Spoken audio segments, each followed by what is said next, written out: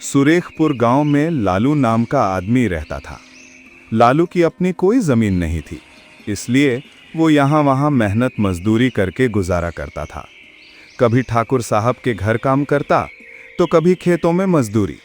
लालू ईमानदार था, पर किस्मत हमेशा उससे खेल खेलती थी। एक दिन ठाकुर साहब ने उसे बुलाया। अरे लालू, सुनो जरा, यह कुछ जरूरी सामान है, इसे बृजन चाचा के पास पहुंचा दो। लालू बोला, ठीक है ठाकुर साहब, अभी ले जाता हूं। थोड़ी देर बाद लालू वो बोरी उठाकर निकल पड़ा। दोपहर की धूप तेज थी, लेकिन लालू मुस्कुराता हुआ जा रहा था।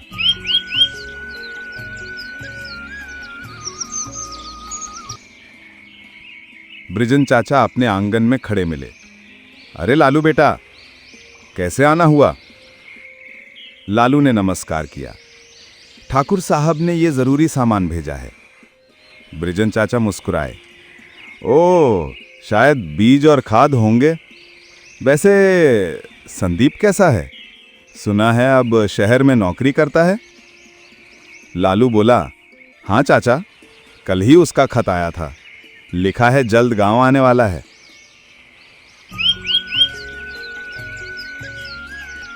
कुछ दिनों बाद वाकई संदीप गांव लौटा। वो शहर से कुछ नया सीख कर आया था। रहन सहन में थोड़ा बदला हुआ, पर दिल से वही पुराना।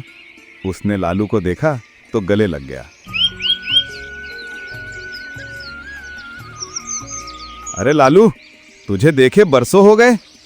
लालू हंसते हुए बोला, अब गांव में क्या नया होगा, वही खेत, वही काम। संदीप बोला, तू अब कुछ नया क्यों नहीं करता? तू मेहनती है, बस थोड़ी चालाकी चाहिए। लालू ने कहा, नया क्या करूंगा मैं?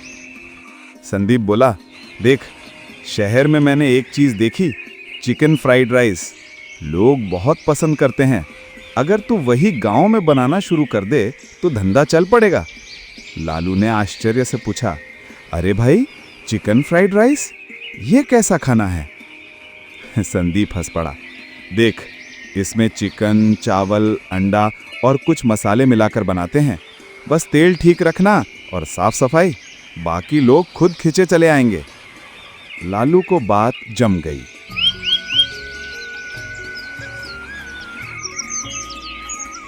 अगले दिन उसने संदीप से मदद ली और गांव के हाट से एक पुराना ठेला खरीद लाया।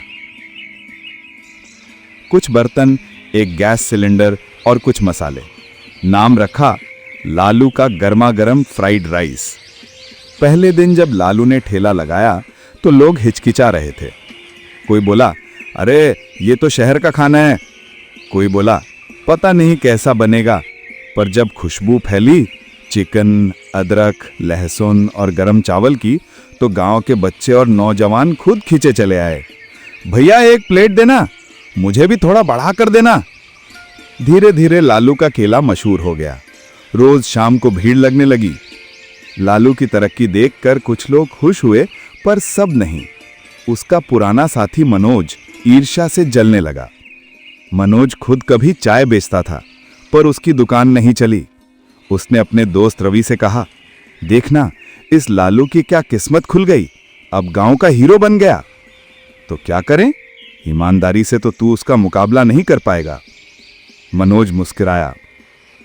तो चलो थोड़ा खेल खेलते हैं। अगले दिन दोनों ने चाल चली।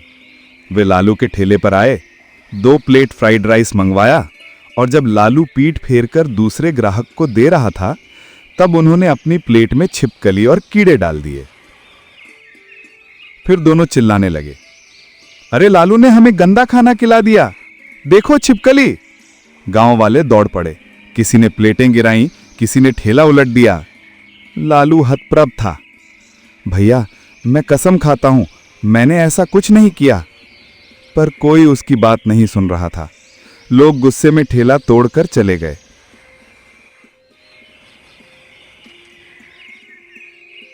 उस रात लालू घर में चुप बैठा रहा। उसकी पत्नी ने पूछा, अब क्या करेंगे? लालू बोला, सच बोलने पर भी हार गया मैं। अगले दिन से वो काम पर नहीं गया। ठेला टूटा पड़ा रहा। 3 दिन बाद संदीप लौटा। उसने सारा हाल सुना। बोला, तो इन दोनों ने चाल चली है?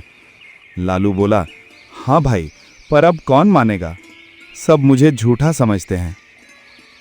संदीप ने मुस्कुराते हुए कहा, लालू अब बारी हमारी है, तू बस वही कर जो मैं कहूं।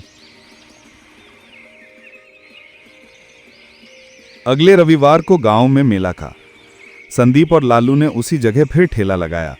साफ बर्तन, नया बोर्ड और खुशबू पहले जैसी, पर इस बार कुछ खास था।